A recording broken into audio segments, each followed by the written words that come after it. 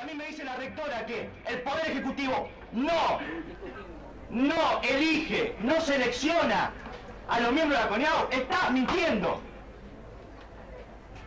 Y esto es lo que queremos, que todos vean cómo se maneja el discurso. Porque es verdad, nosotros no tenemos un pie mediático, no lo tenemos, pero tenemos razones para decir que no. Y tenemos razones porque somos la mayoría de la universidad, la mayoría de la población universitaria, que en estos órganos somos minoritarios. Somos la mayoría de la que padecemos todo el tiempo las necesidades. Y la que queremos discutir acá y en todos los espacios, el modelo de universidad. Pero eso no se quiere discutir. Ni siquiera, yo no digo que va a ser una discusión corta, saldada, pero que se comience, que se dé una muestra hacia adentro y hacia afuera de que esto sirve para algo. Y eso no se quiere hacer. La autonomía universitaria significa que el Poder Ejecutivo no puede intervenir en la universidad. La CONIAU está integrada por miembros que lo elige el poder político de turno, lo elige el Poder Ejecutivo Nacional. Eso desde ya, desde el vamos, es una clara violación a la autonomía universitaria. ¿Eso lo desconocen? Y estamos hablando de la composición nomás de la CONIAU, no de los lineamientos políticos e ideológicos que quiere bajar hacia la universidad, de la composición, de algo totalmente objetivo. Está violando la universidad, eso que me lo respondan, de eso queremos discutir. ¿Qué me vienen con declaraciones a los medios que estamos fuera de la ley? Acá la rectora, ¿qué juró? ¿Por la Constitución o por la Ley de Educación Superior? Si juró por la Constitución, entonces que la conozca, que la lea, porque la está desconociendo. Usted está diciendo mentira porque no lo designa el Ejecutivo.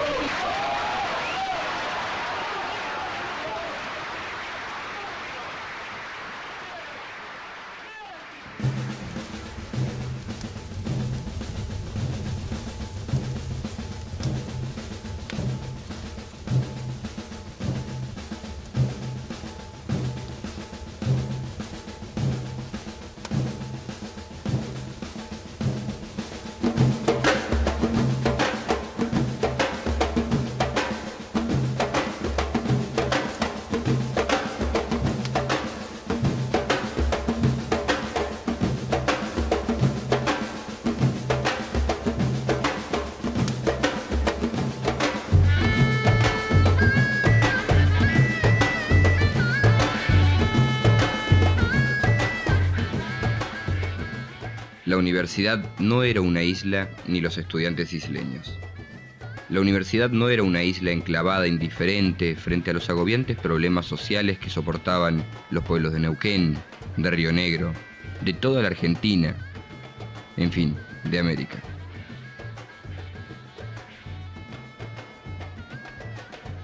En el 2003 había golpeado duramente lo del estudiante de economía Sergio Ábalos, aquel compañero desaparecido sin que nada se supiera desde entonces.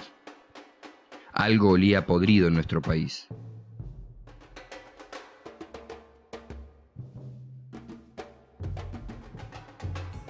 Ingeniería, agrarias, humanidades, el Centro Regional Universitario de Bariloche, la Facultad de Derecho y Ciencias Sociales o algún otro lugar de la Universidad Nacional del Comahue se despejaban como campos de batalla donde comenzarían los combates por venir.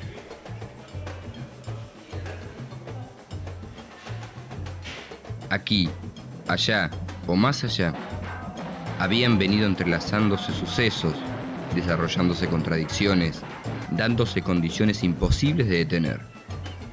Por largo tiempo, la conciencia colectiva había venido creciendo. Ahora comenzaba a verse más claro. Desde la descomposición se gestaba algo distinto. El topo de la historia, incansable, continuaba haciendo su trabajo.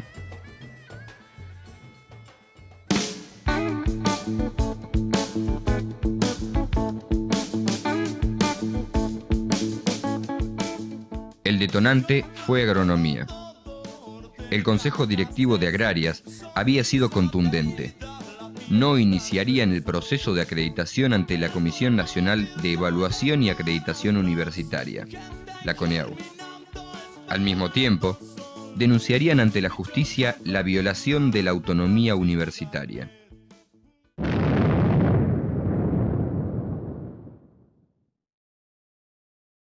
Hay que decir que la CONEAU es en realidad el alma mater de la Ley de Educación Superior. Es el corazón porque es el instrumento de coacción y disciplinamiento más efectivo con el cual cuenta la Ley de Educación Superior. La decisión no era para nada inocente.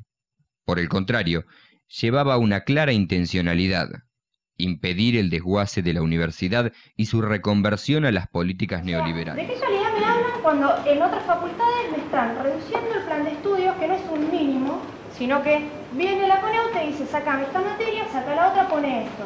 ¿Con qué criterios vienen a decirte ellos qué necesitas y qué te está sobrando?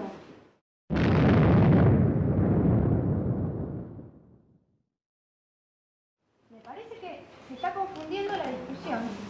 Después, cuando te imponen una cuota, un arancel, cosas que han pasado en otras facultades que han entrado en la acreditación, a partir de la acreditación. Se habla de la CONEAU como mecanismo de acreditación, uno nunca sabe en realidad qué es lo que está acreditando. No existe un espacio en donde se discutan los criterios.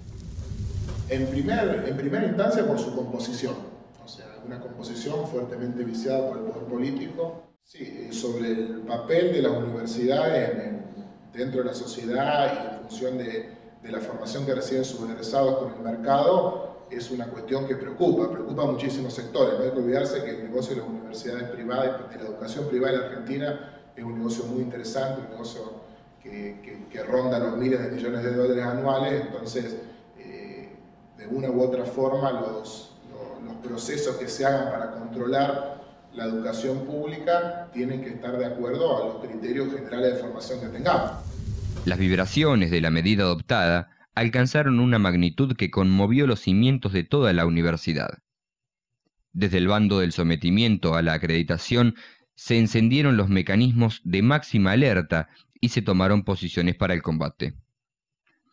La rectora se despertó con furia la mañana del martes 14 de septiembre.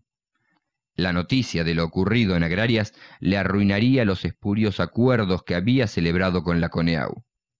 La rectora Ana Pechén y el progre vicerrector Carlos Calderón, junto a su corte de secretarios, bramaban sus broncas.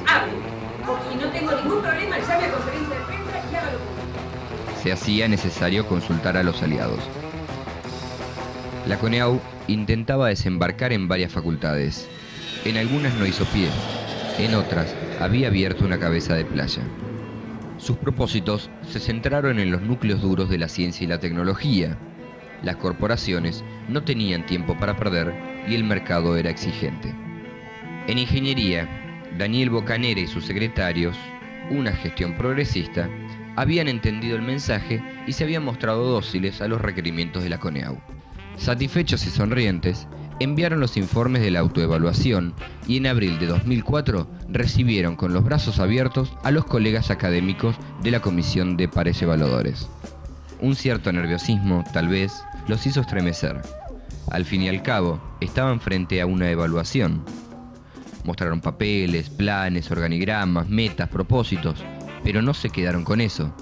Acompañaron a la comisión, estaban un paso delante de ellos, daban órdenes para que nadie retrasara sus indiscutibles pedidos. Los agasajaron y luego los despidieron con grandes sonrisas. Cuando la comisión al fin se retiró, suspiraron. Solo restaba esperar los resultados.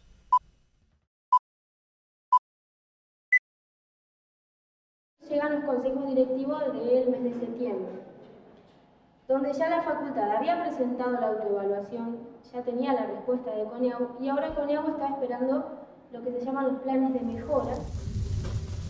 Nosotros ya estamos muy movilizados, invitamos a todos los compañeros, ya el consejo directivo no se hizo en la sala pequeña, donde se acostumbra a hacer, sino que se hizo en el auditorio, donde almorzábamos todos ahí en el consejo.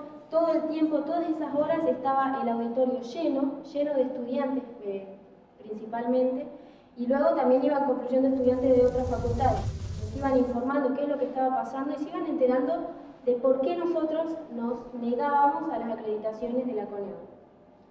Tampoco nunca vimos los planes de mejora benditos que proponía nuestro decano tan progresista, que lo conocimos tantas veces y que incluso marchó el puente con nosotros en el año 2001. Este mismo decano fue el que quería acreditar a toda costa. El movimiento estudiantil estaba dispuesto al enfrentamiento. No le temía el desafío. Estaban decididos. Había que parar tanto servilismo de un lado y tanta intromisión disfrazada de excelencia del otro.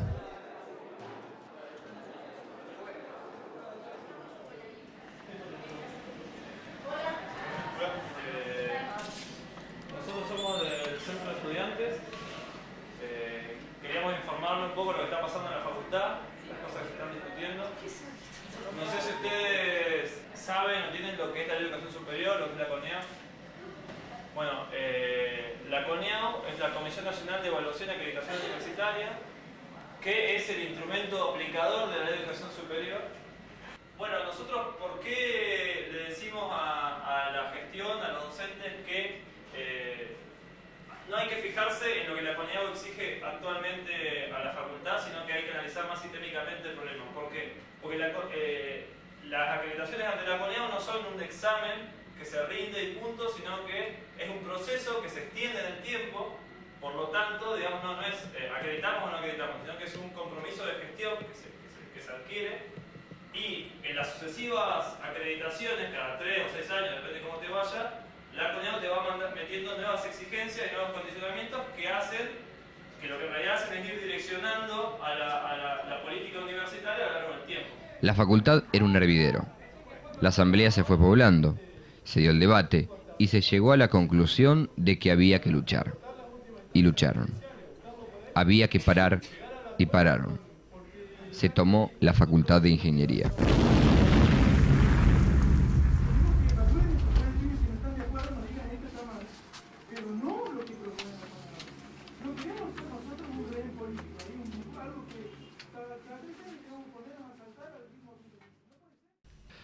El decano se sentía sofocado. Él era progresista. Se fue a charlatanear con los estudiantes. Intentaba mostrarse como uno de ellos.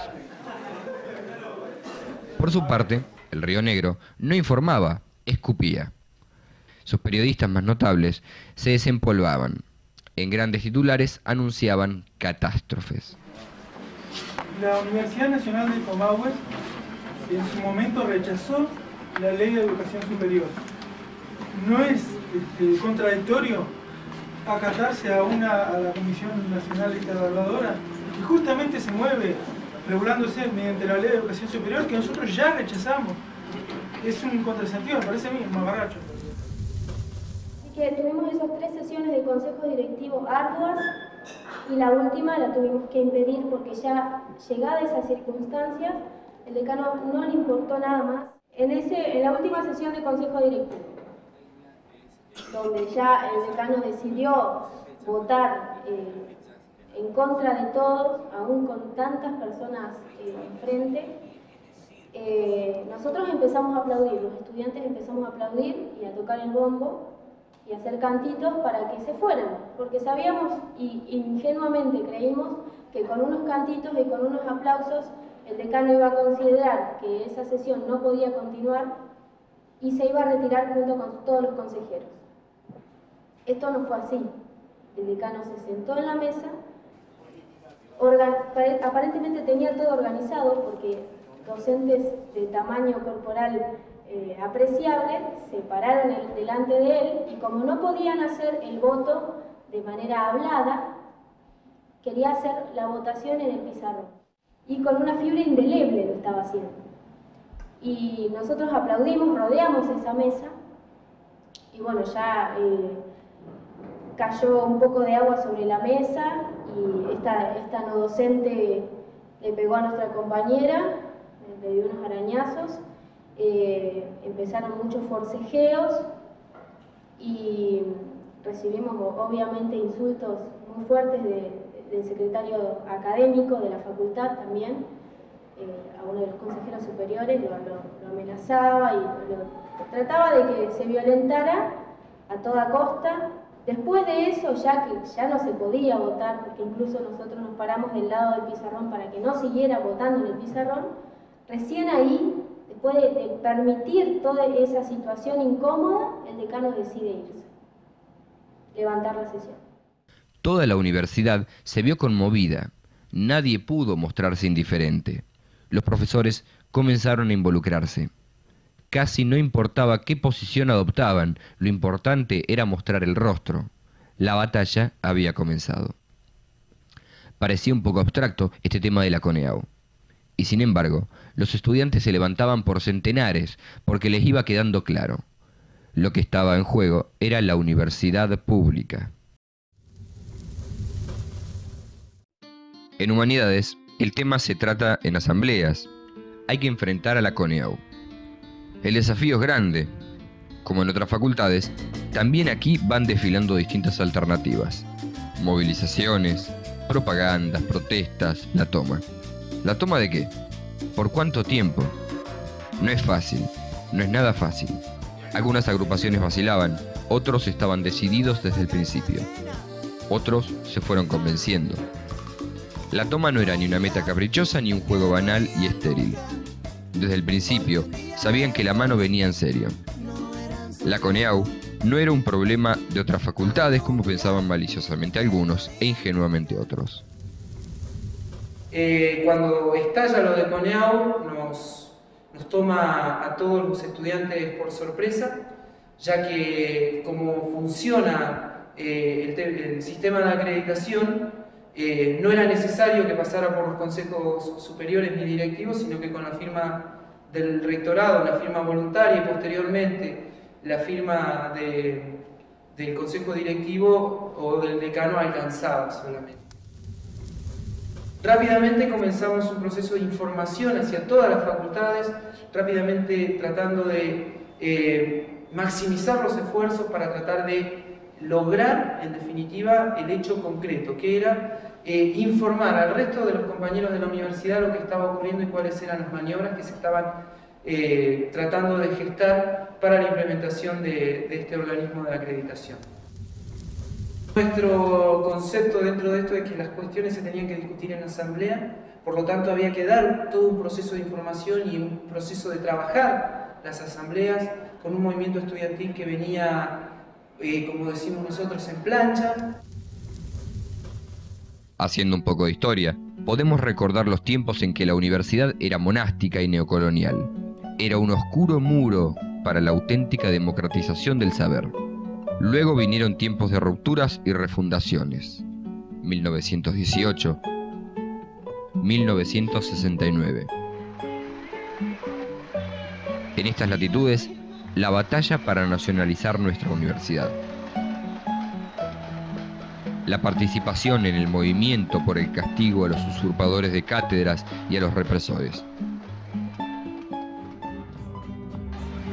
Y hoy, un movimiento estudiantil, sacrificado, estudioso, obstinado, con los mismos ideales de miles de otros estudiantes que en el pasado fueron construyendo la utopía de una universidad que no fuera el recinto exclusivo de los sectores privilegiados, de aquellos que pueden y quieren seguir reproduciendo el orden social, económico y político de la desigualdad y la opresión.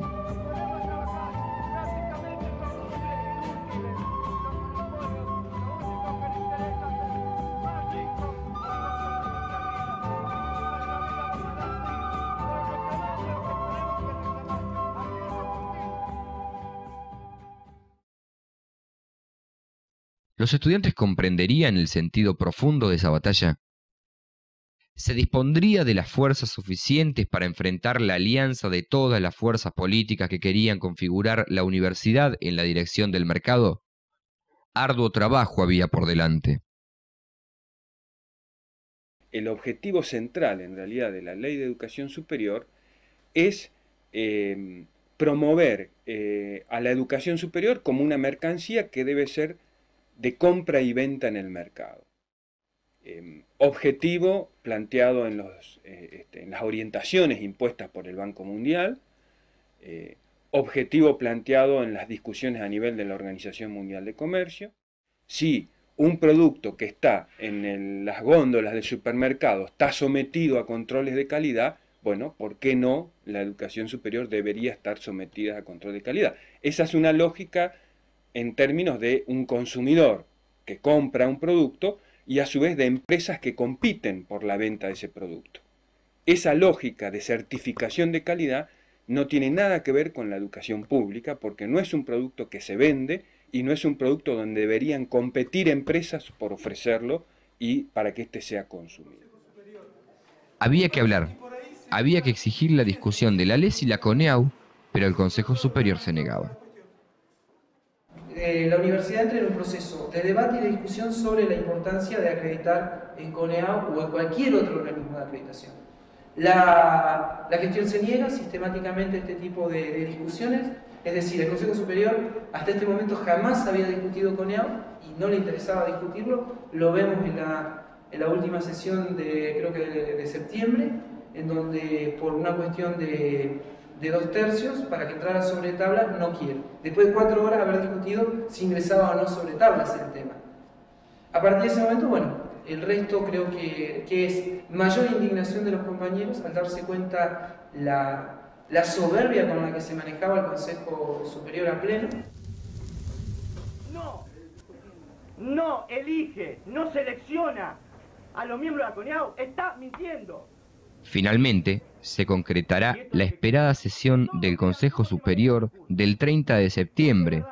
Se podrán exigir explicaciones y con sólidas verdades dar el debate. Señalar la coherencia de los argumentos que sostenían el rechazo a la LES. Pero llovían los ataques. En 5 saltos se autoconvocaron los empresarios y los políticos. Medicina acreditó voluntariamente en la CONEAU sin ningún tipo de manifestación, ni de tomas, ni de pronunciamientos del Consejo Superior,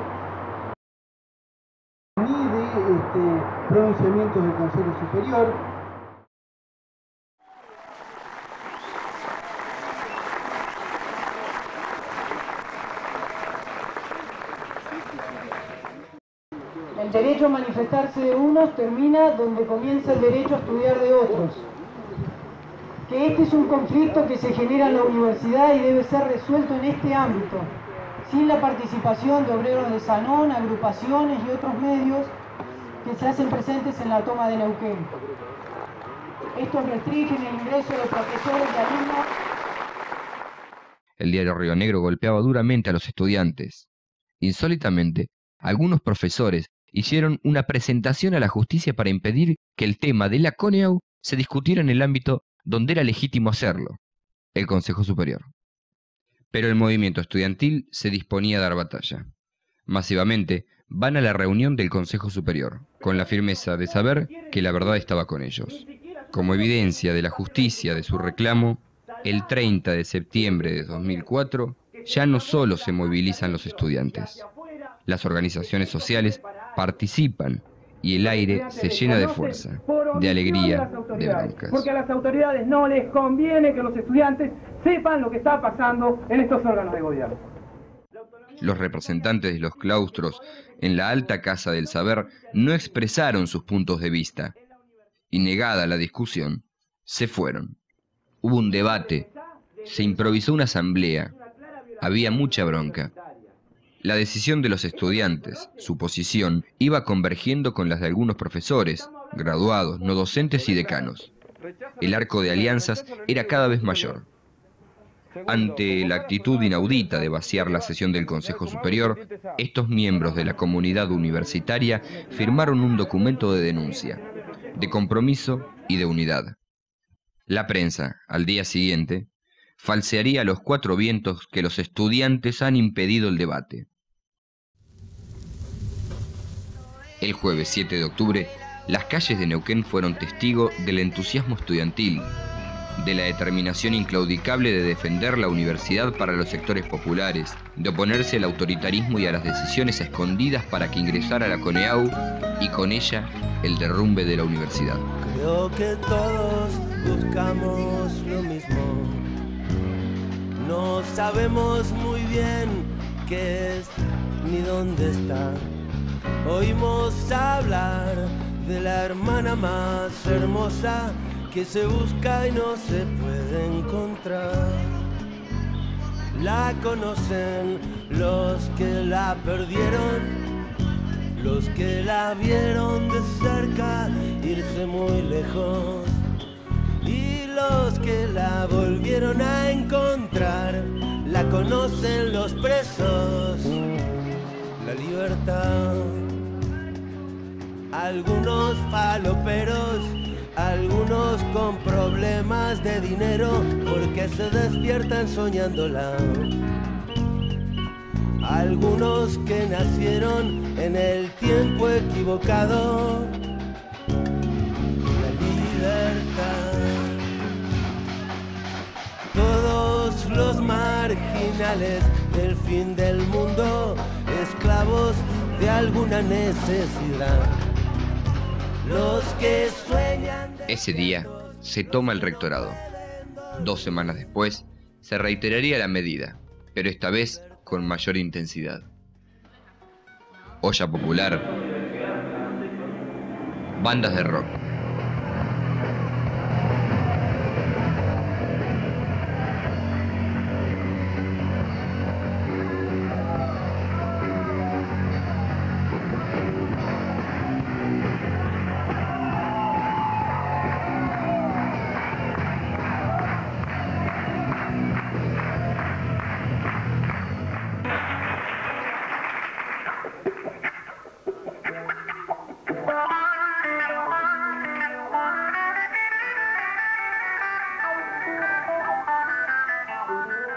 La primera noche del rectorado como dormitorio. No sé si le paso la palabra a alguno de los compañeros para que pase un saludo. Las medidas eran progresivas. Era evidente que de no haber respuestas, algo más iba a suceder. Carolina Pandolfi, hasta ayer consejera estudiantil, hoy convertida en jueza federal y docente de la universidad, emitió sus fallos y veredictos ordenando al Consejo Directivo de la Facultad de Ciencias Agrarias que se volviera atrás con la decisión de no acreditar ante la CONEAU. Toda la universidad vibraba el miércoles 27. Ingeniería era un hervidero. Bocanera quería acreditar y no lo dejaban. Buscaba cualquier rincón. Habría querido tener la máquina, informar, escribir. Afuera, adentro, donde fuera. La CONEAU lo obsesionaba, lo ponía rojo de ira. Por detrás, Reyes y Cares, sus escuderos, lo acompañaban. Es que esos irreverentes estudiantes se les había puesto en contra. Habían tomado la facultad. Bocanera denunciaba. No lo dejaban terminar. Me cortaron la luz. No nos dejaban pasar. Nos fuimos al sótano y nos seguían, nos gritaban. Tal vez pensaba, no pudiéramos enviar los planes de mejora. Fue convocada una nueva asamblea en ingeniería. El auditorio mostraba una activa presencia de estudiantes de varias unidades académicas. En la asamblea el debate, pero esta vez se estaba en un punto estratégico. O se avanzaba hacia un mejor horizonte, o se llegaba a un punto donde una vacilación podía transformarse en abatimiento. Había que llamar la atención de la comunidad. No nos han dejado muchas opciones. Tal vez pocas, tal vez solo una. La discusión se prolongaba, no se cerraba. La votación era inevitable. Se levantaron las manos, se contó. La universidad sería tomada.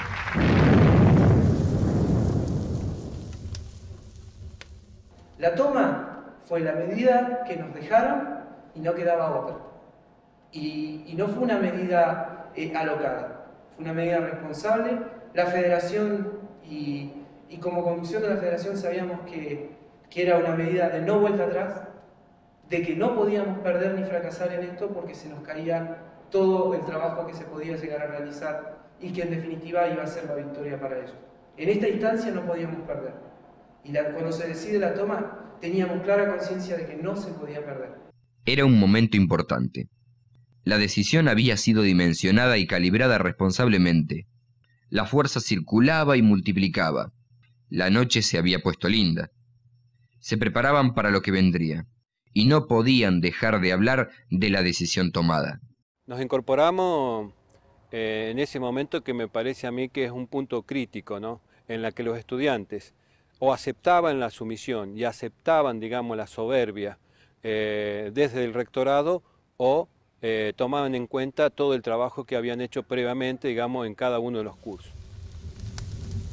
Había fresco, estaba una noche fresca, digamos, en ese piquete, y no teníamos, habíamos tomado la decisión de hacer ese piquete allí, pero no teníamos los elementos, así que fuimos a salir a buscar lo poco que teníamos, algunos bancos, algunas ramas, algunos palos, y bueno, como no alcanzaba y estaba fresco y no teníamos todavía el aspecto organizativo resuelto, los autos de los estudiantes, bueno, de algún laburante que estaba allí, lo pusimos, y bueno, y esa noche la pasamos, digamos, charlando y, qué sé yo, conociéndonos, ¿no? El jueves por la mañana, en el edificio central, hubo un cartel enorme que anunciaba: Universidad tomada. Un vallado de troncos, chapas, cartones, palos y restos de materiales bloqueaban los accesos a la sede central. El viernes, el Río Negro descargará su furia de clase y dirá que los estudiantes, interrumpiendo el normal dictado de clases, colgaron la bandera de Universidad tomada.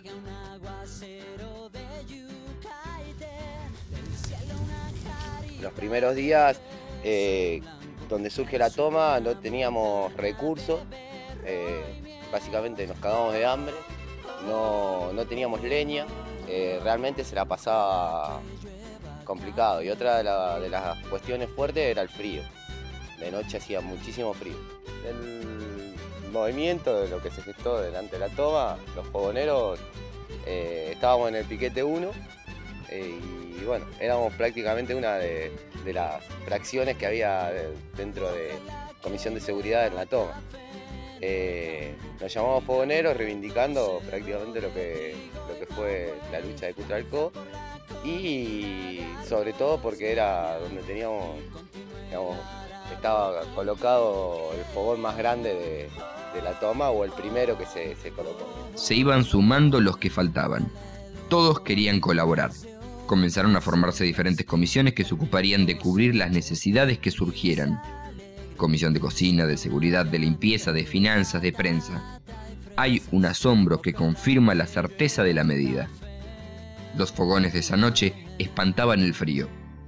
Reunidos alrededor de esos fueguitos charlaban animadamente estudiantes de humanidades, de servicio social, de turismo, de ingeniería, de cada una de todas las facultades y escuelas superiores. En torno al fuego se iba cohesionando el movimiento estudiantil, se fortalecía y se unificaba. La rectora arremetió. Todo el arsenal mediático estaba a su disposición. Se despachó acusando a los estudiantes de utilizar métodos extremos y propios de la dictadura. ¡Qué ironía! Esta denuncia invoca nada menos que de quien no puede borrar la mancha indeleble que registra en su currículum, su paso como funcionaria universitaria de la AAA.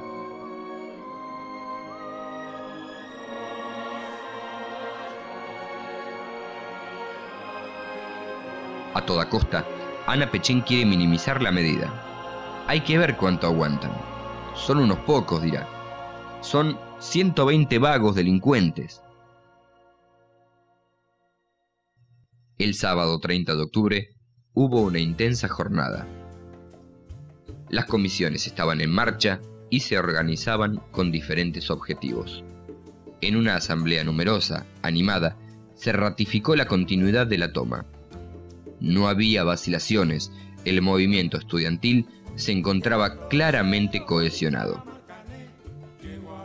La Comisión de Finanzas se forma al tercer o cuarto día de la toma y bueno, la función específica que tenía era administrar los fondos que se iban recaudando al fondo de la toma.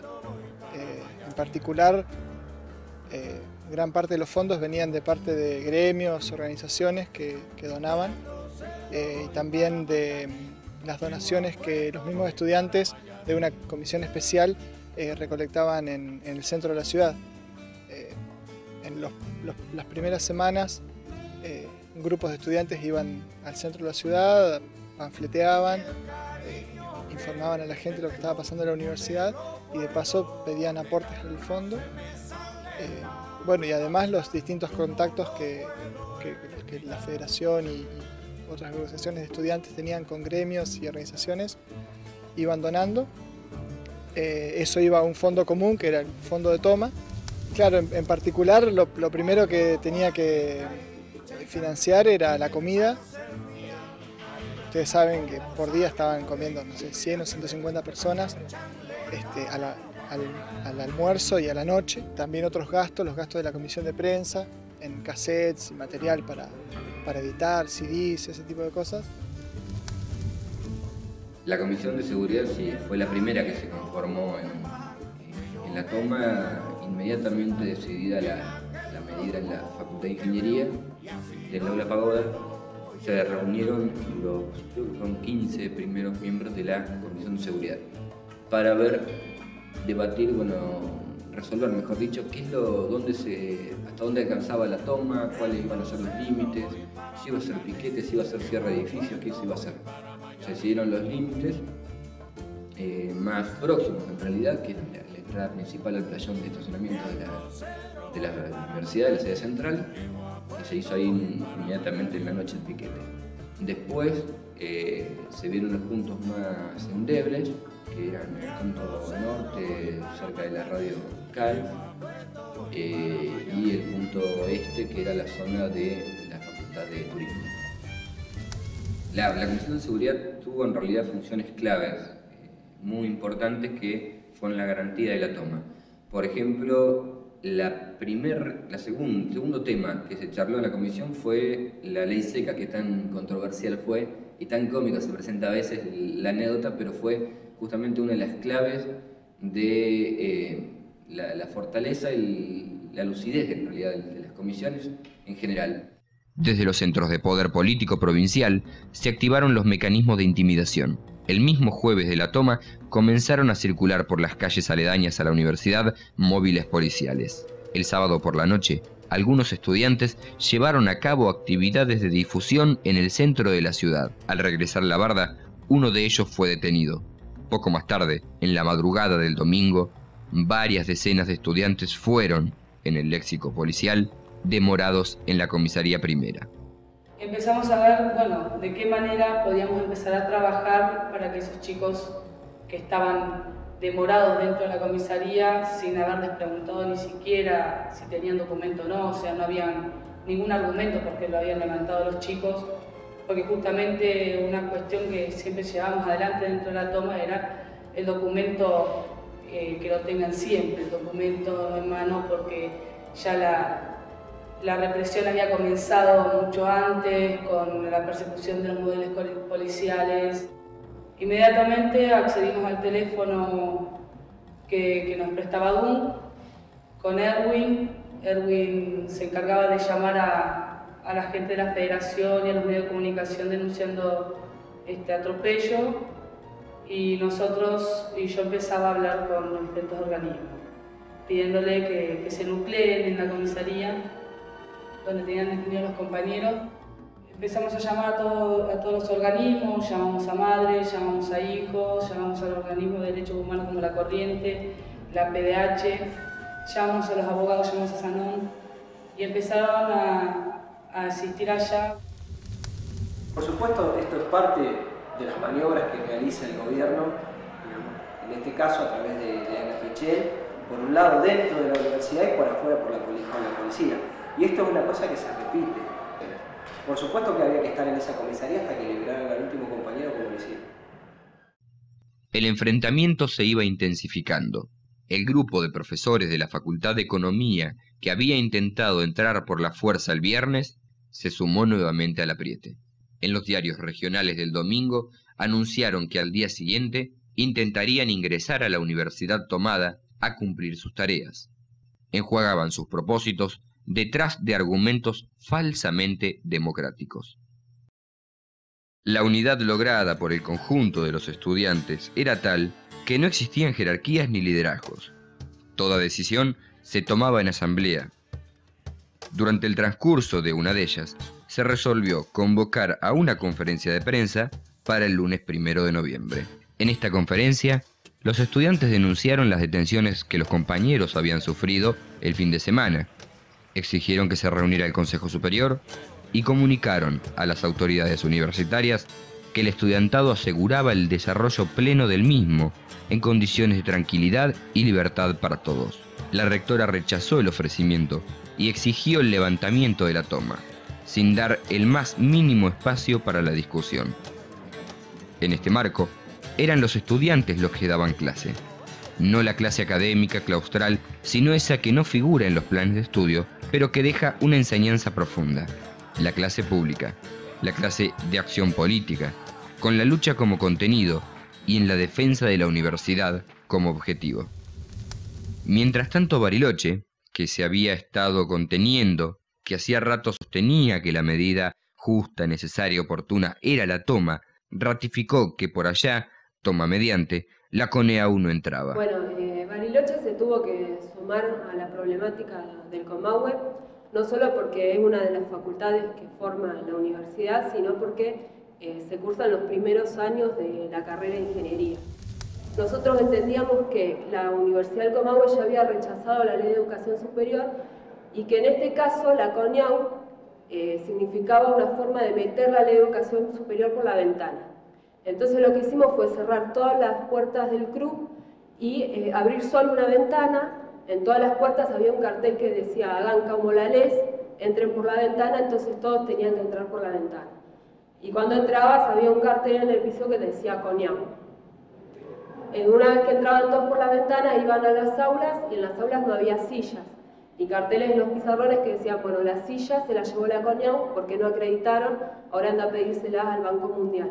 Todo con cosas así como para que llamara la atención a los pibes, ¿no? Una asamblea de 300 compañeros decidió la toma hasta que se terminara el conflicto, digamos, hasta que la Universidad del Comahue no volviera a rechazar la Ley de Educación Superior y a frenar los procesos de acreditación. Bariloche iba a estar tomada.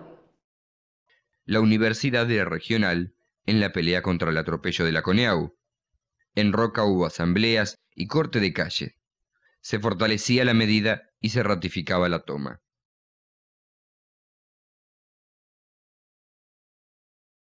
Bariloche fue noticia porque hubo aprietes a los estudiantes. Y estuvo áspero porque, de docentes estaban todos en contra nuestro y hubieron amenazas, docentes que llamaban por teléfono a alumnos que les decían que se iban a la toma, después cuando volvieran las clases quedaban fichados, llamaban para preguntar los nombres de los que estaban en la toma. Tuvimos también un caso de un docente que quiso pegarle a uno de los chicos, lo amenazó que lo iba a cagar a trompadas. Decidimos hacer una exposición policial. Era evidente que el conflicto le estaba doliendo a muchos poderosos. Algunos negocios se les debían estar desarmando. Los estudiantes no estaban solos ni eran 120. Habían traspasado los límites de la universidad. Llegó el jueves 4 de noviembre y las madres de la plaza, por segunda vez en la historia tesonera de sus marchas, hicieron su ronda en un lugar que no era el habitual. Así que dijimos que esto sería algo bueno para todos ustedes. Algo bueno porque nosotras las madres decimos que la única lucha que se pierde es la que se abandona. ¿Sí?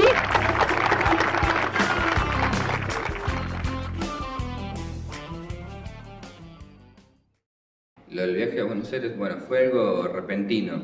Llevó a que participáramos también del viaje de ellos a Buenos Aires, por un lado ayudando en la campaña informativa que tenían ellos, y por otro difundiendo la lucha del Comahue en Buenos Aires, ya sea en universidades como estuvimos, en La Plata también, y en diferentes empresas, porque justo llegamos en un momento de mucho conflicto, como fue el punto más álgido de los paros de subte, la represión en Castelar de los ferroviarios, etc. Bueno, en ese marco fue como llegamos a Buenos Aires juntos con la gente de Sanón Recuperador.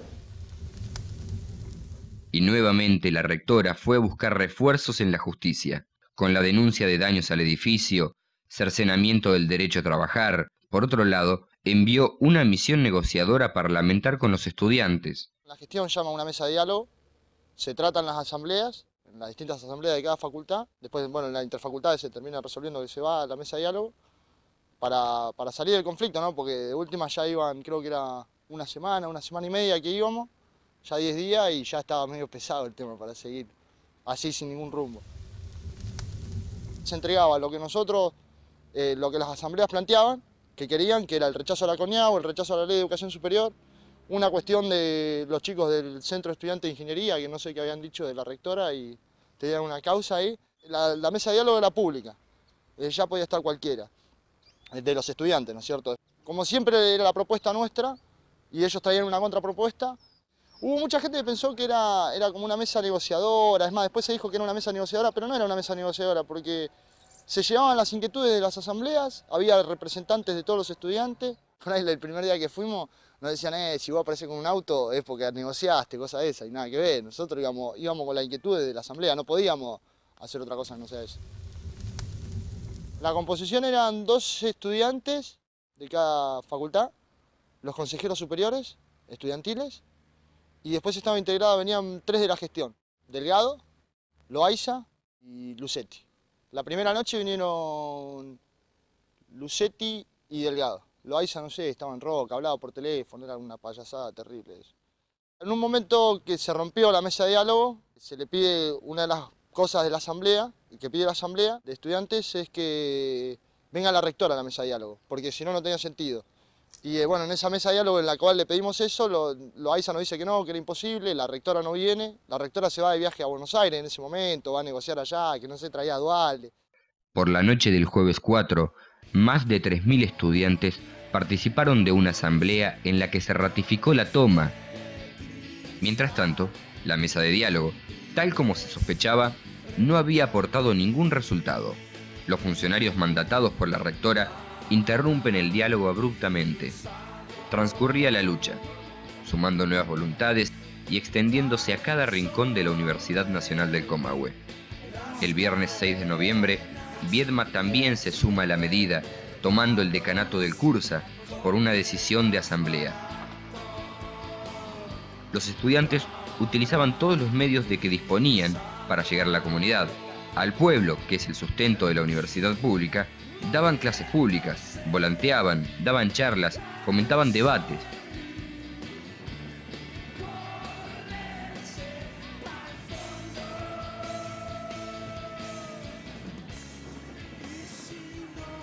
El secretario de Políticas Universitarias, Juan Carlos Pugliese, reconoció que no estaba del todo en contra de los reclamos, pero sí estaba en contra de la medida. León Gieco, artista de una coherencia sin retaseos, se acercó el sábado 6 por la mañana al asentamiento de La Barda para respaldar la lucha. Y dijo ante los medios que sea como sea, los estudiantes siempre tienen la razón. Larga, muchacho, tu voz joven, como larga la luz, el sol, que aunque tenga que estrellarse contra un paredón, que aunque tenga que estrellarse se dividirá en 2. Suelta, muchacho. Con el correr de los días, los estudiantes vieron necesaria la radicalización de la medida, la intensificación del conflicto. Así, obligaban a todos los sectores intervinientes a clarificar cuál era su postura. El conflicto aumentaba en intensidad y temperatura. El bando de la CONEAU no estaba dispuesto a entregarse. Los acontecimientos y los intereses habían ido gestando la convergencia de los grupos decentes de la sociedad en el monumento al general San Martín. Borrándose las diferencias, se podían encontrar todos los matices políticos partidarios. El intendente de Neuquén, Horacio Quiroga, a su lado el diputado Horacio Rachid, el diputado Manolo Swin, el ministro Pilati, el diputado Ariel Kogan, todo el arco de los funcionarios a favor de la CONEAU en la universidad.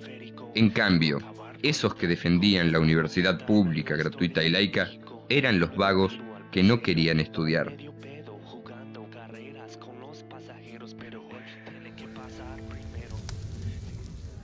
El estudiantado superaría la presión a la que se encontraba sometido con firmeza y con un trabajo constante de concientización por medio de las discusiones constructivas. En los piquetes no era inusual encontrar a fogoneros o siberianos enfrascados en animadas charlas de análisis de política universitaria. Muchas veces nos venían a provocar, a pedir que nos dejen entrar por esto, por lo otro, docentes que se traían a sus alumnos.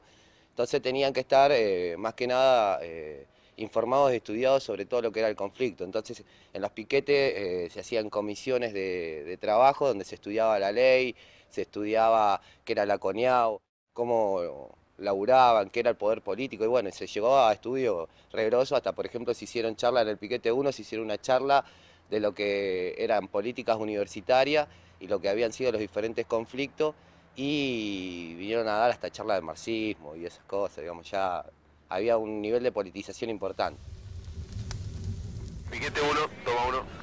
Del piquete 1 saludamos a todos y a cada uno de los estudiantes, que ha demostrado que más que estudiantes son grandes personas, y que yo como una persona un poquito más grande veo de que van a ser unos grandes profesionales también.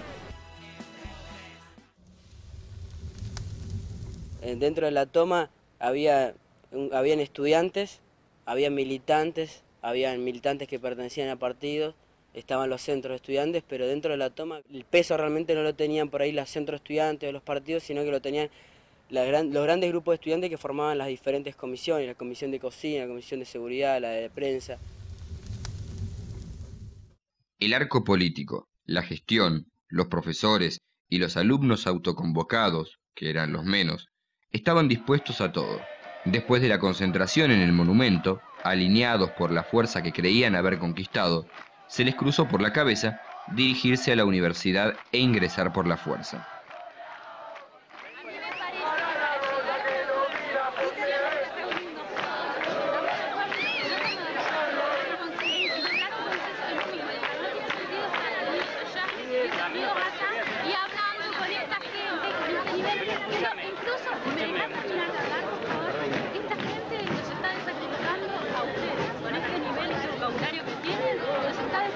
A todos como estudiantes.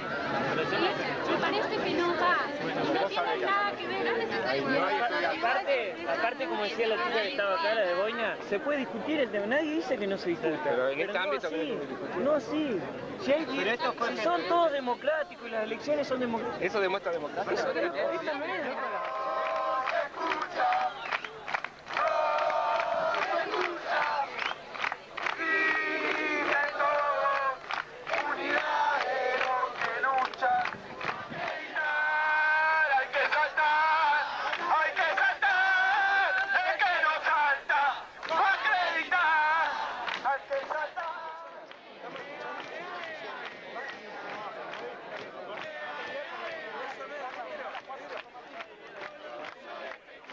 En una mesa de diálogo, los emisarios del rectorado propusieron que se produjera la sesión extraordinaria del Consejo Superior el viernes 19 de noviembre. La Asamblea, reunida para considerar la propuesta, resolvió, en clara demostración de fuerza, flexibilizar la toma, levantando los piquetes a partir de las 12 del mediodía en la sede central. La Asamblea decide que se levante el piquete, porque no solo estaba la cuestión esta de que no había seguridad, sino que teníamos una denuncia ante un juzgado federal de acá, y el juzgado federal iba a venir a revisar si nosotros estábamos bloqueando o no.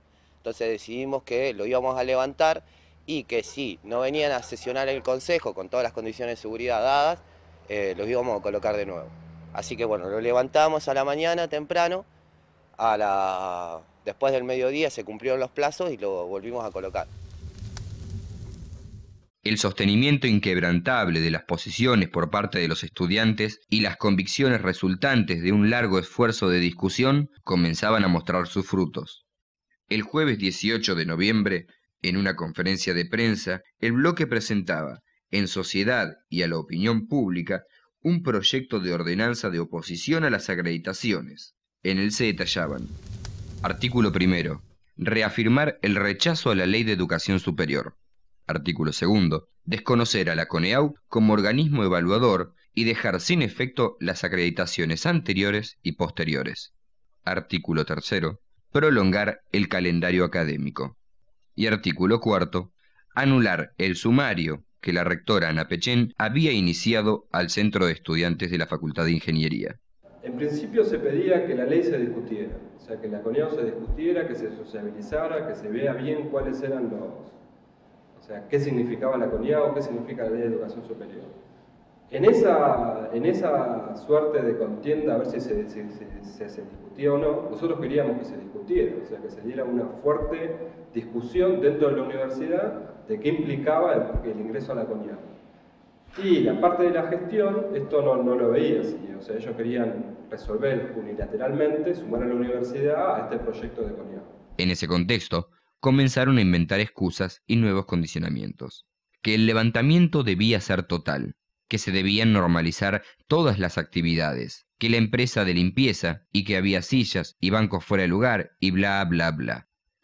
Necios, apelaron a los recursos que nacen de los manuales del autoritarismo. El 9 de noviembre, un compañero se encontró con que delante de su cultivo, del cursado de taller, habían colocado una cruz con un cartel que decía: Olivares Carlos, que en paz descanse.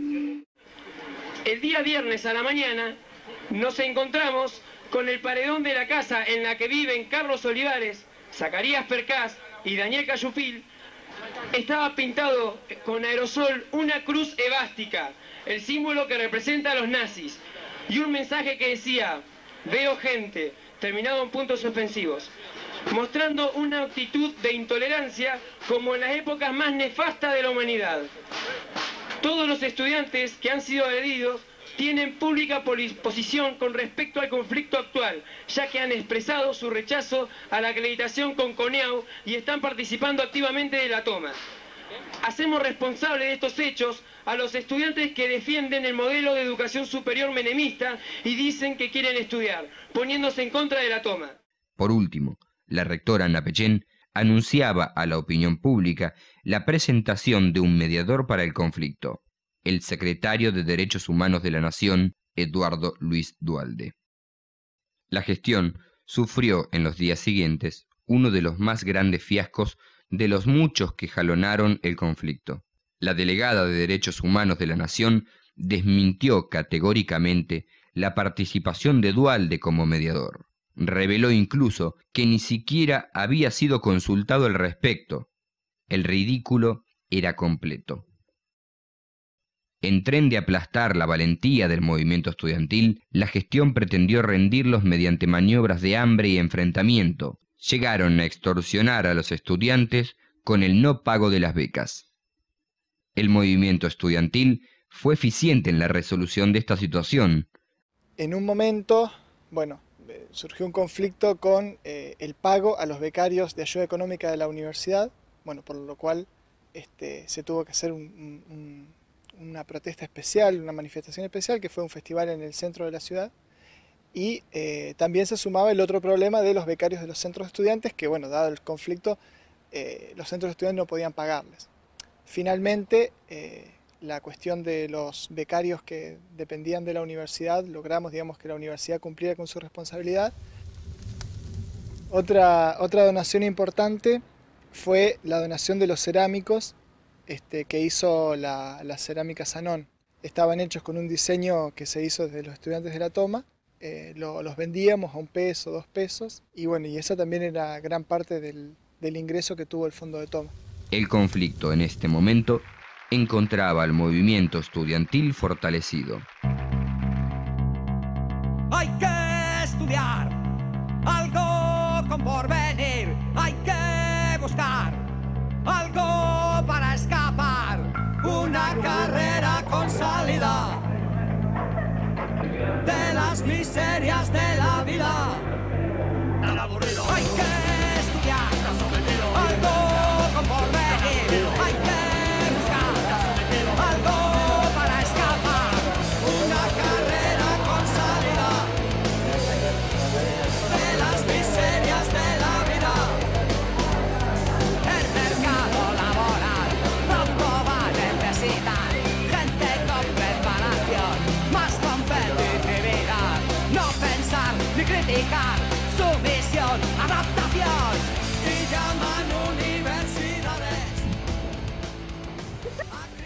camping. La toma de la Facultad de Turismo. Hay que buscar algo para escapar, una carrera con salida de las miserias de la vida. La comisión de cocina se armó así imprevistamente cuando en realidad nos vimos que pasábamos horas y horas acá y no teníamos que comer.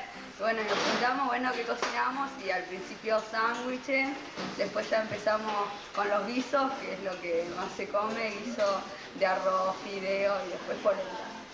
En realidad también que la gente que está acá adentro, la mayoría está acá porque había que estar, a nadie le gusta cocinar, que somos amantes de la cocina, pero bueno, vimos que era una necesidad de la toma y después, bueno, nos damos cuenta que es importante. Bien, qué sé yo, contentos todos en realidad de participar en algo, poder sostener la toma, porque son estas comisiones las que sostienen la toma, es la comisión de seguridad, la comisión de prensa, la comisión de cocina, que son cuestiones operativas y por ahí muy banales, pero son las que realmente sostienen una medida de este tipo, que es extrema, que es desgastante, pero bueno, qué sé yo. Estamos acá haciendo el aguante hasta donde tenga que estar, hasta donde tengamos que estar. Bueno, la misma noche de que empieza la toma, se ve la necesidad de que el otro día se salgan los medios de alguna manera a contar lo que estaba pasando en la universidad. Juntamos un grupo de chicos y empezamos a ver de qué manera nos distribuíamos esa tarea. De llamar a las radios, de buscar el diario lo que decía. Y ahí fue cuando se empezó a ver la verdadera necesidad de una comisión de prensa. Que había un bombardeo de información impresionante y nosotros no teníamos la llegada de esos medios a la comunidad. Entonces empezamos a llamar a las radios, a hacer rondas para hablar por teléfono y ver la manera de salir a la comunidad. Redactábamos también todo lo que eran los boletines, se enviaban por vía internet a las diferentes radios y medios de comunicación del país, a las organizaciones de la región para que estén enteradas de cómo iba avanzando esta lucha. Los chicos recorrieron todo un camino, agotaron instancias hasta que decidieron hacer la toma. Desde un primer momento estuvimos apoyando a los chicos. Nosotros veníamos, qué sé yo, a hacer las guardias, los piquetes, participábamos de las diferentes comisiones, más la seguridad que nada. Hubo todo un manejo de parte de los medios oficialistas contra los chicos de la universidad, que bueno, se tergiversaban un poco las cosas. Y bueno, la propuesta por ahí que nosotros hicimos fue de salir ir un poco al oeste, a la comunidad, a volantear. Y bueno, después hubieron diferentes luchas internas dentro de lo que fue Fogonero y Siberiano, donde los siberianos tenían prácticas ya, digamos, que se iban un poquito, carajo, ya tortura, ataban a los compañeros, no les dejaban fumar. Que ya fue denominado Siberia, de allá nació la Juventud Siberiana a la cual pertenezco. Y bueno, dentro de la toma hacíamos marchas, jodíamos como para descargar tensiones. Había por ahí guerras de bandas de la noche. Se los llevaban a los compañeros enfermos y los ponían en el frío. Bueno, nosotros éramos un poquito más humanos, a ellos los atábamos y les colocábamos banderas partidarias de la oposición a la reivindicación de ellos y esas cosas. Y las peleas fueron una seguilla de peleas. La primera fue a partir de un ataque que sufrimos en la casita que teníamos allá en Siberia. Un grupo de fogoneros fue y nos tiró un par de piedras. Los armados, según los compañeros de Siberia, también te deben haber contado, porque ellos tenían una choza a la que íbamos nosotros y le escribíamos cosas. Y se fueron corriendo y bueno, armamos una comisión de ataque y una comisión de defensa que se quedara dentro del piquete y fuimos a buscar a ese grupito, capturamos a 2 de los chicos fogoneros, los tuvimos atados un par de minutos allá en Siberia. Una de las luchas que emprendimos, que la hicimos también en conjunto con los siberianos, que eran los del Piquete 3, fue el secuestro de la Federación Universitaria del Comahue, digamos, de todos los compañeros y los consejeros superiores, donde bueno, hay un alambrado que está en la entrada donde decía Universidad Tomada, estaban todas las banderas de los movimientos sociales. Y bueno, ahí los atamos al alambrado con alambre, bueno, cordones, con lo que teníamos a mano, y exigimos un montón de reivindicaciones. Ahí, por ejemplo, exigíamos la información, necesitábamos tener los 2 diarios, a primera hora, a las 2:30 de la mañana. Queríamos factura porque ya estábamos, los que hacíamos los turnos de noche, estábamos pasados de mate y PAM que quedaba el otro día, así que exigíamos la factura. Y lo mejor de Siberia era la gente que iba para allá. O sea, había un grupo estable y iba gente que caía una vez y como a la noche el tema de la guitarreada, el tema de los chistes. O sea, era ir a Siberia, cagarte de risa, escuchar a los compañeros que tocaban la guitarra. Pero bueno, digamos, el piquete 1 fue uno de los piquetes más importantes en el nivel de confrontación durante el día, pero hay que reivindicar que el piquete 3 era uno de los piquetes que durante la noche se lo sufría mucho. Aguante Siberia, ¿no? Somos de la gloriosa juventud siberiana, la que tiene el aguante, la que corra la cana. No nos corren del uno, no nos corre cocina, no nos corre ninguno de esta toma cochina. De esta toma cochina. A pesar de la lluvia, de los vientos y los fríos, que no tengamos leña y comemos mate frío. Seguiremos aguantando, seguiremos luchando hasta que en el uno ya no quede ninguno. Ya no quede ninguno. El movimiento estudiantil no dejó en ningún momento de apelar al debate democrático en asambleas y a la movilización como principal arma. Por eso, en una asamblea que se reunió el 23 de noviembre, decidieron llevar a cabo una marcha hasta el puente carretero que une las provincias de Río Negro y Neuquén.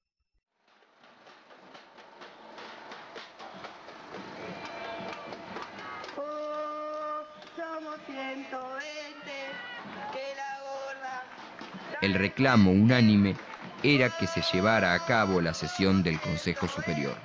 Mientras se desarrollaba la multitudinaria movilización que pasaría por la Casa de Gobierno e iría al puente y al peaje, nuevamente en la mesa de diálogo se imponía el temario y la fecha para la sesión del Consejo Superior, que, con ligeras modificaciones, tuvo que ser aceptado por la gestión.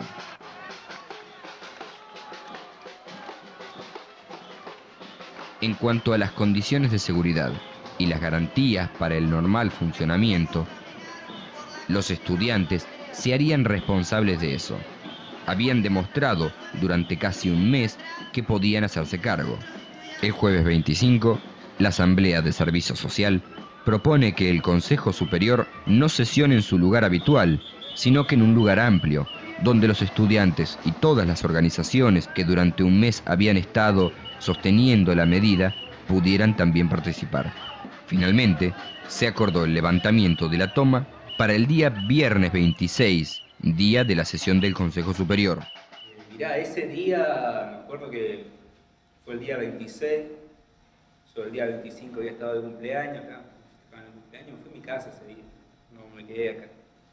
Vine tipo 10 de la mañana acá y ya había una reunión, acá en el Aula Pagodo. Y la política era la misma, de seguridad durante toda la toma, que no íbamos a entrar en contacto con nadie, con ninguna provocación, porque estaba el rumor que venían los autoconvocados, principalmente de agrarios. Que en realidad eran re pocos, serían 50 monos, toda una manga de cheto, así que no.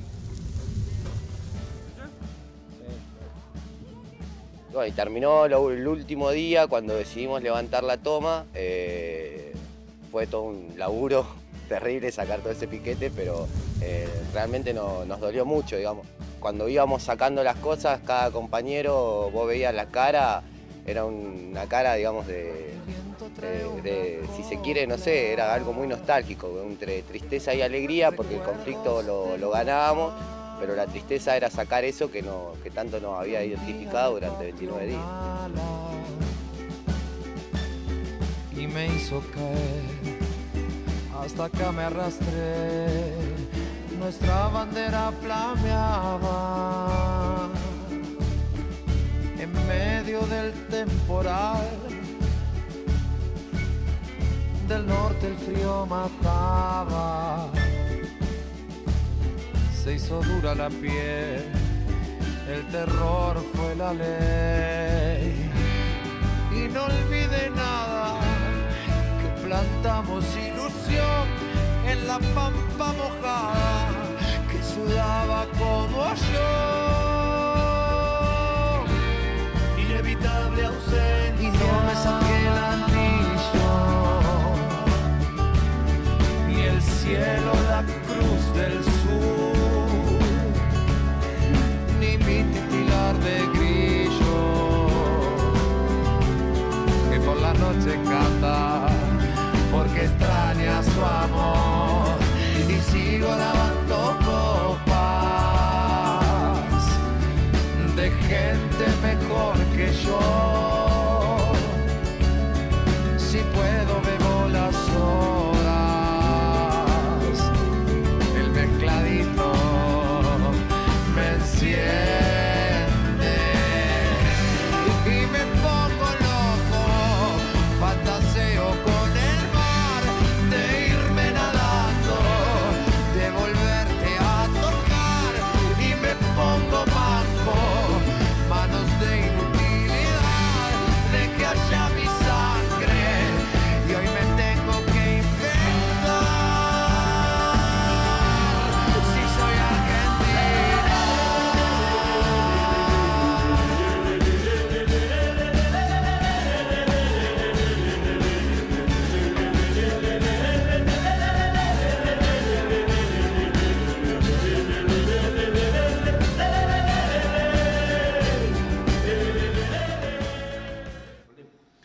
Pero ese día, bueno, en cada puerta se ubicaron 5 compañeros en cada puerta, protegiendo ese sector. Hubo un cordón que dividía, por un lado estaban los otros convocados, por el otro lado estaba nuestra gente. Nuestra idea era ir difundiendo a nivel político lo que estaba sucediendo en las diferentes organizaciones, cosa que se logró en parte. Por ejemplo, hubo organizaciones que están aquí representadas y que participaron activamente de la toma, que allí hicieron, en Buenos Aires, hicieron caso omiso a la necesidad de una participación allá. Otras no, otras se portaron muy bien, nos colaboraron bastante, me refiero a partidos políticos representados en las diferentes unidades académicas de la UBA, pero sí el objetivo que se cumplió fue instalar el tema y generar un debate. Todo el régimen burocrático por el que tuvimos que pasar para llegar, por ejemplo, a la presidencia de la FUBA fue tan rígido que quedó realmente planteado si era necesario tanta formalidad en un momento clave que hubiese sido excelente para todas las universidades del país que la FUBA hubiese tomado más cartas en el asunto. Los salones estaban colmados. Había estudiantes llegados de todos los asentamientos que conformaban el Comahue. Todos presentían que ese era un día diferente.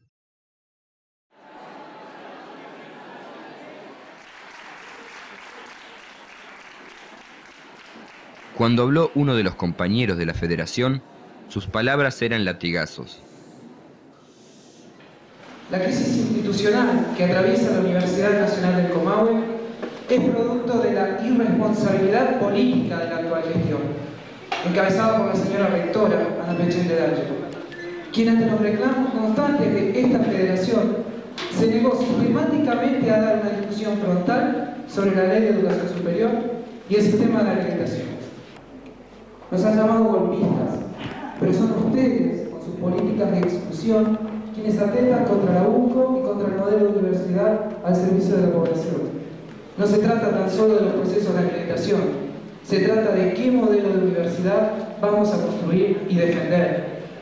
Fueron 29 días que nos han permitido informar a la comunidad el atentado que se estaba perpetrando en contra de la universidad. En efecto, la Ley de Educación Superior es un modelo de universidad que pretende ponerla al servicio del poder de turno. Esto evidentemente vulnera el modelo de universidad que el pueblo merece. Nos preguntamos, ¿qué es lo que cambió desde 1925 esta parte? Aquellos defensores de la universidad pública, gratuita, laica y autónoma, hoy son los principales interesados en que la Ley de Educación Superior y la CONEAU rijan los destinos de nuestra universidad. ¿Qué es lo que pasó en el camino? Solo nos queda pensar que son intereses espurios los que los mueven y los que los llevan a vender sus supuestas convicciones. 29 días en los que la democracia de las asambleas nos han demostrado que una nueva universidad es posible. 29 días que nos permitieron decirle a la sociedad que hay gente que quiere prostituir la educación superior. 29 días en los que miles de estudiantes acudieron a nuestras asambleas y movilizaciones, convencidos de que la universidad no se entrega tan fácilmente. Uno tras otro fueron estallando los argumentos estériles y tramposos que habían esgrimido durante un mes. Se ha tirado reiteradamente y que también la legislación lo permite. No necesariamente para no hacer lugar a las acreditaciones se debe transgredir la ley. Existen opciones que permiten tomar otros caminos. Entonces, lo que no puedo dejar pasar por alto son falacias o mentiras. Nunca he tomado por mi cuenta la decisión de acreditar carreras. Entonces no habían convencido. Ahora tampoco lo hacían. No quedó nada en el fondo. La verdad se abría paso. La verdad se revelaba para redimir tanto sacrificio ignorado. Acá no hay voluntad de derrocar a una rectora. Acá hay voluntad de comenzar a discutir sensatamente la estructura de la universidad. ¿Para qué vamos a derrocar a una rectora si el rector que viene va a hacer exactamente lo mismo?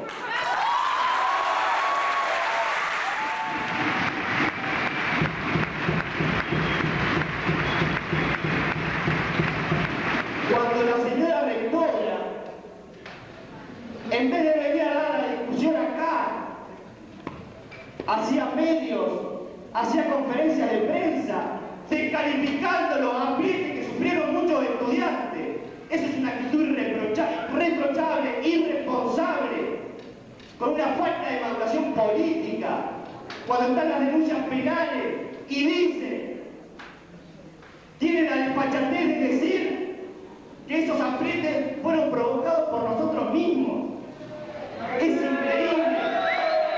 Tenemos que llamar a la reflexión, pero la reflexión para todos. Es increíble que una gestión responda con falacias, con mentiras. Estamos esperando todavía el mediador de la Secretaría de Derechos Humanos.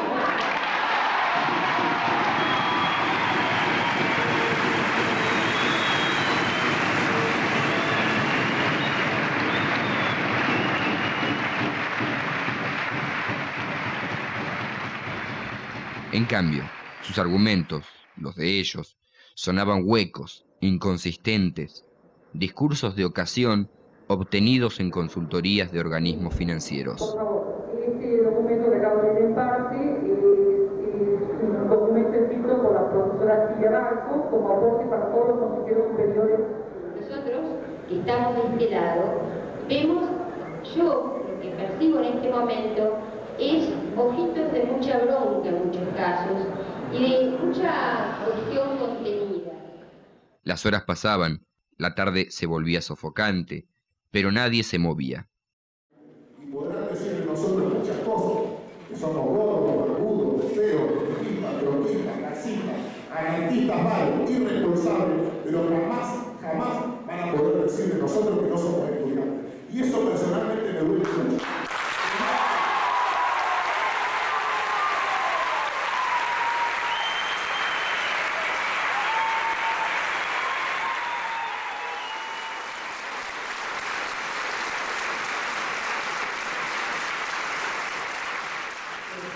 En relación a esto de que se dice que son dirigentes, yo quiero que sepan que todo este proceso no se hizo precisamente con dirigentes, En todo caso, los verdaderos dirigentes fueron los estudiantes que se encargaron de seguridad, los estudiantes que se encargaron de cocinar todos los días, los estudiantes que se encargaron de hacer la prensa, los estudiantes que se encargaron de limpiar todas las instalaciones, y les aseguro en ningún caso que nosotros no lo dirigíamos y lo hacían en función de un futuro que no quiere que se lo impongan, no quieren repetir su misma historia.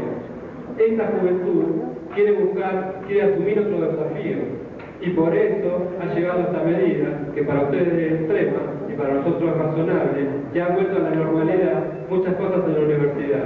Hoy estuvieron las plazas de Madre de Plaza de Mayo, estuvieron los obreros de Sanón, nos han acompañado los movimientos desocupados y nos han acompañado muchos sindicatos que están en lucha, y eso no es menor.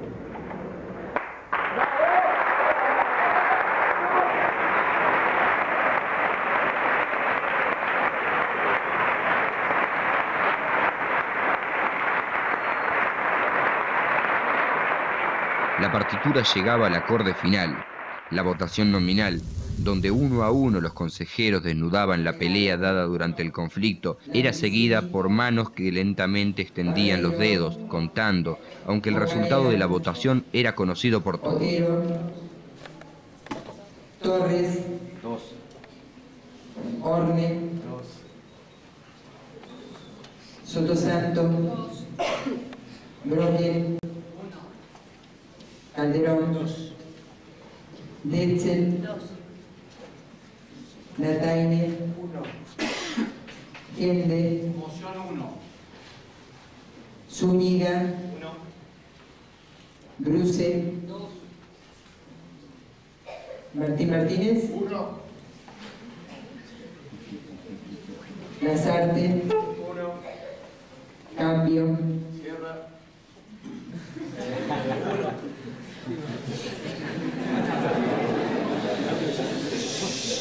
Crowley, 1. Mamani, 1. González, 1.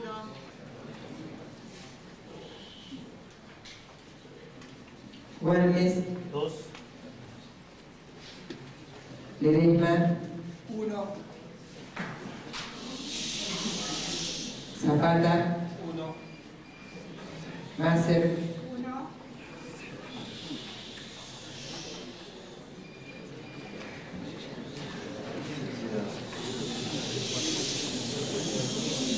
la moción 1 tiene 17 votos.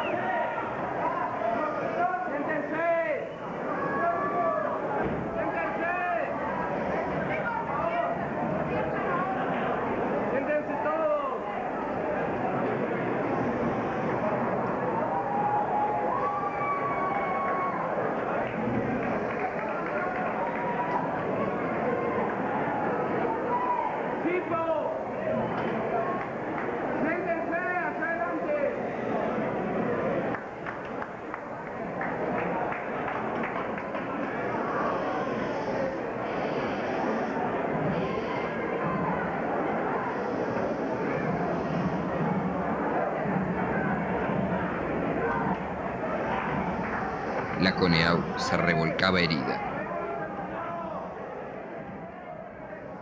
No habiendo más temas para tratar, se da por finalizada la sesión.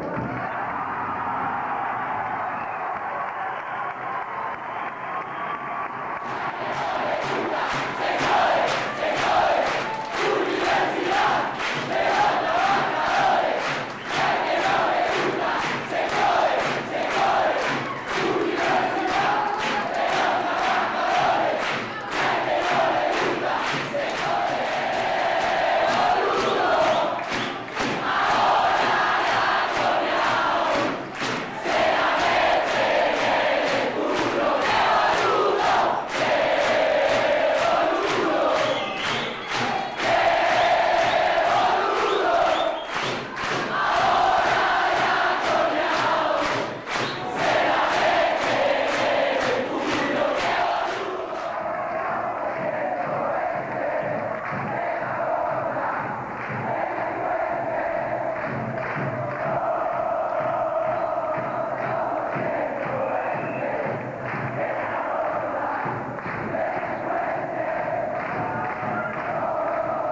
A las 11 de la noche, una movilización multitudinaria bajaba a los altos entre bocinazos y gritos por la avenida Argentina.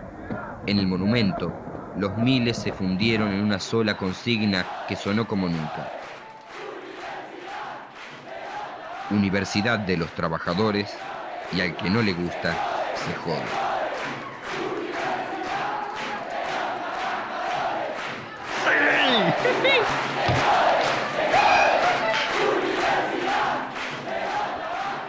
Yo creo que la toma significó en definitiva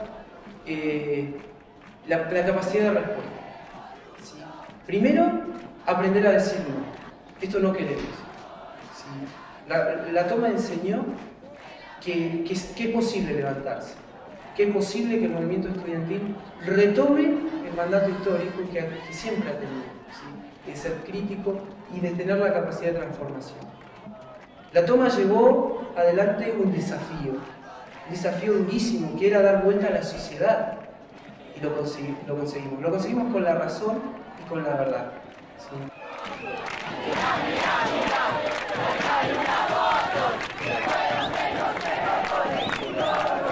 A esa convicción de los estudiantes, fundamentalmente. Estoy hablando no de estudiantes monstruos que se la saben todo de los manuales, estoy hablando de los estudiantes comunes pero convencidos, que en esa práctica, digamos, diaria y cotidiana, ellos aprendieron, no sé, más que 10.000 manuales, nos parecía, pero que trabajaban con una consideración muy importante, que era la asamblea. O sea, ellos estaban convencidos de que era la asamblea la que decidía. La democratización, digamos, de las decisiones, creo que fue lo central, digamos, de su triunfo.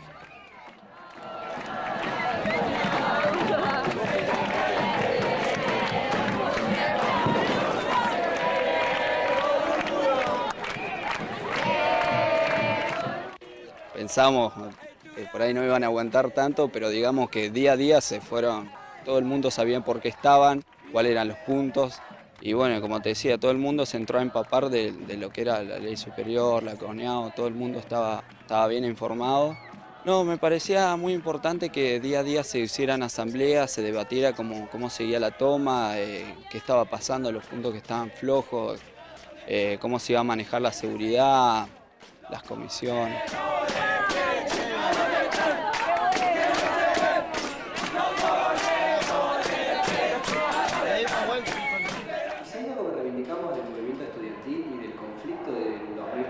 Fue la metodología que se dio. Primero la federación universitaria, por lo menos en los momentos que nosotros estuvimos y en los cuales nosotros podemos hablar, digamos, esto sin sobarle el lomo a los compañeros, por lo que vimos.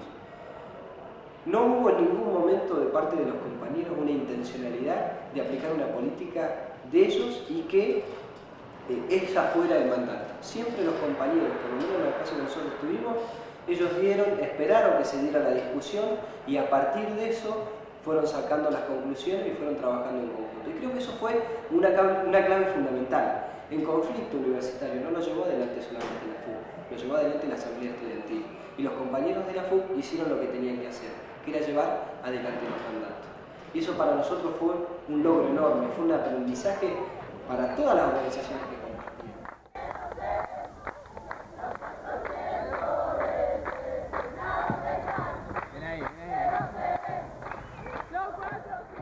Creo que lo que pasó hoy por hoy en la Universidad de la Patagonia, lo que pasó en La Plata, porque esta lucha sigue, esto no murió en 30 días de toma y en la victoria que conseguimos.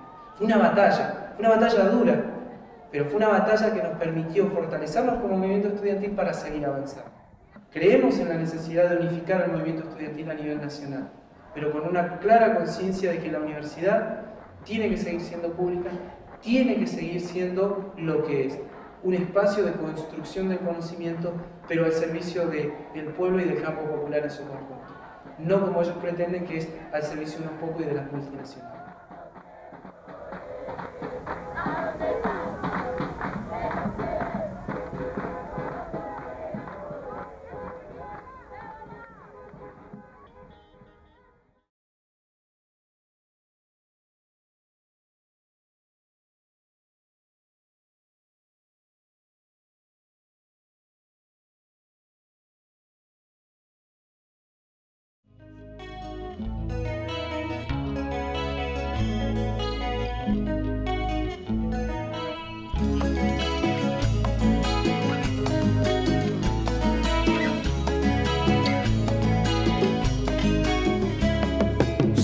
Somos musiqueros porque así lo dicta el sol.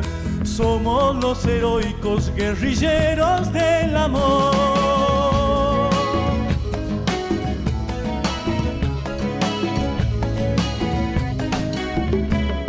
Somos los suicidas buscadores de la mar. Somos los amantes trasnochados de la paz.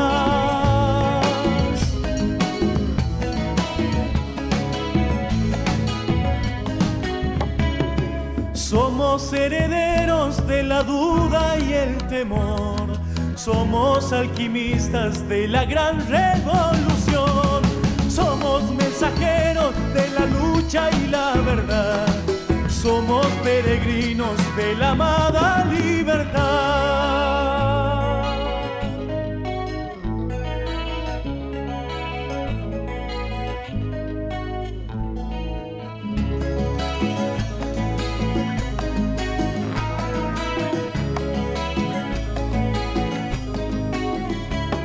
Somos los adictos ciudadanos de papel. Somos la esperanza dibujada en la pared.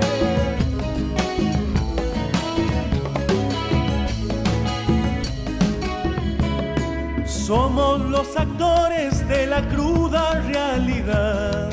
Somos partidarios de la humana dignidad.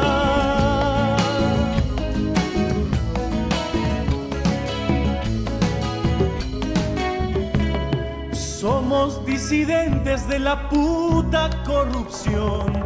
Somos compañeros de las madres del dolor.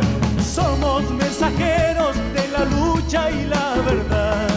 Somos peregrinos de la amada libertad. No, pará, ¿cómo? ¿Usted todavía no tiene el cerámico de la toma? Por si esto fuera poco.